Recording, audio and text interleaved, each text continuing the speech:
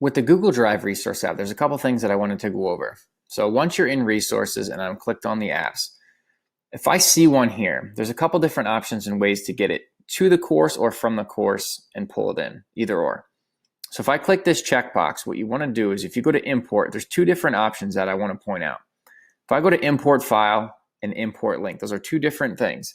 So I don't ever really use import file because it seems to turn it to a locked Word document, not a live Google Doc. If you want a live Google Doc, you would choose import link.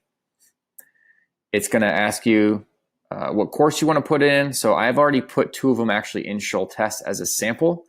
So let me bring them in and show you the difference.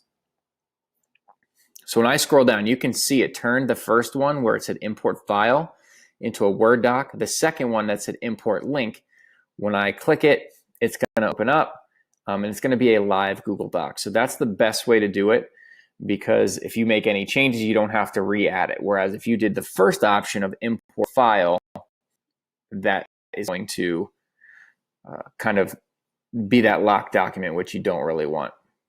So let me go back and just explain those again. So under apps, once you have one, you want to click that first, the checkbox of the item that you're going to select and put in, and you have those two options of import file or import link. You want to use import link. The other option is when I'm in my course, if I go to add materials, at the very bottom, it's going to say import from resources. So when I go to import from resources, on the left-hand side, I can go to apps, and then I can pull it from my Google Drive resource app, just like that. So when I select it, import, and you have those same couple options.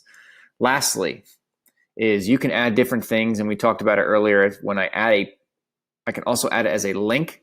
So I can just take the shareable link of a Google Doc, and I can copy and paste it in here as a link to display.